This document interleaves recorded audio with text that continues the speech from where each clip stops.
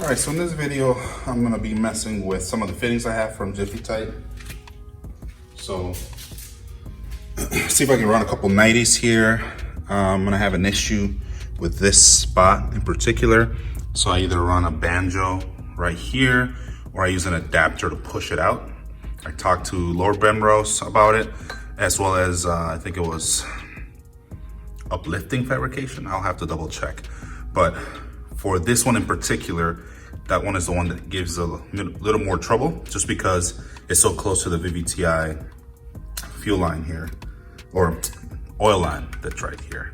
So there are options: either add a adapter right where the intake manifold connects to the head, or use a banjo and move that connection down, and then I can put a 90 here, no problem. All right, so these are some of the Jiffy Tight male plugs that I have. These are part number 52108. These are -8s. If I take one of these out, it's a -8 connector. What I have over here, let me clean this up a little bit. All right, so -8, add it here, and then has an O-ring on it, so it connects just fine.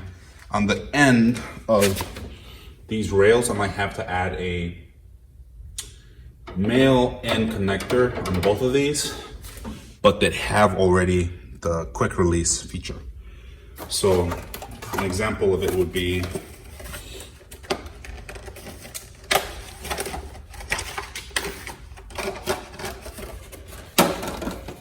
come on, I got so many boxes of these.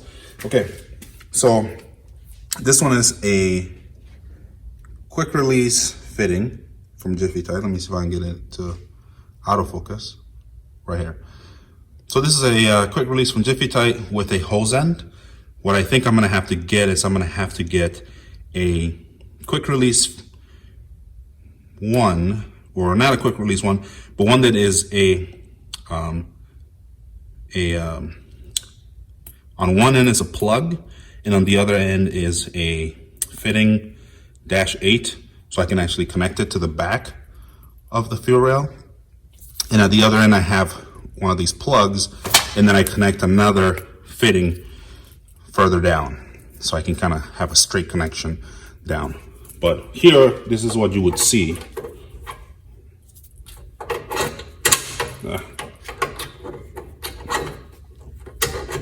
There. And we'll just go down like that. Is what I'm thinking.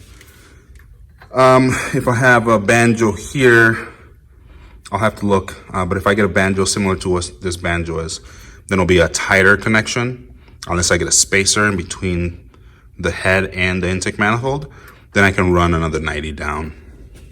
So that's what I'm thinking of doing there. So that's what's going on there. Where is it? So it has middle returns. So I'll have to see, I think these are not 8s, these looks like -6s. So I'll have to figure that out. I think it's just a different size than what I got. So I'll have to work on this. So back here, due to the plug just being, it would be touching the firewall, I have to get a fitting -8 connector to a 90. So it will go down on both of these fuel rails. And then at the bottom of that fitting, you will have a plug just like this one, where I can then use the quick connect, as you see, with the hose in at the end. So I need to get one of those, or a pair of those, and I'll see if I can just have a banjo here, and then the banjo probably either ends in a male, so I would have to use a female end. So the banjo will probably come down right here. Let's see if I show you. So the banjo will probably be here. It'll come down at this point here. And then I can have a plug connected here. And from that plug, it will be a quick disconnect after that. So I'll have to make a list. Of what I need and contact Jiffy Tite about it. But yeah, for now, this is where these would sit. Just doing this so I can kind of tighten that further. There. So just kind of sit there like that. So yeah, so this is where we're at.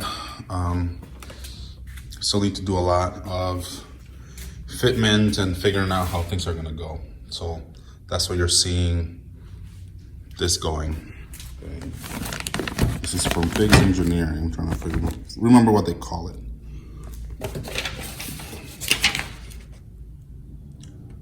All right, so I got this Fix Engineering GS rear subframe diff mount brace. So my fabricator has to weld this in at the back of my differential rear subframe. And if you're wondering where that goes, I'll show you. Right in this spot right here. So you weld it, either tack weld it in different spots here. Let's see. Okay, so yeah. So if you see those connections there, those big holes from here and one right there, they go one here and the other one, one here, right there, and the other one there. And then where you have the gussets, they go right in the middle. So what this does, it brings a lot more rigidity to this part of the rear subframe, especially when you're under load. It tends to flex. There's been people on, let's say, IS300s that are drag racing their IS300s, and they've pretty much broken the bolts, or at least just the tension has been so hard that it just goes right through that connection that is there. So that's why Fix came up with that. And they had it for the IS300s just because at the time he was seeing it more on IS300 customers. But then he decided to kind of extend that security option for the GS chassis as well. So I'm happy they did. I think it's $65 with shipping. It comes to $85, so it's pretty affordable for having a piece already cut and set and, designed and cut with all of the things you need for it. All you need to do is just get it welded in place, and after you do that, you're all set to go. So I'm happy to get that done.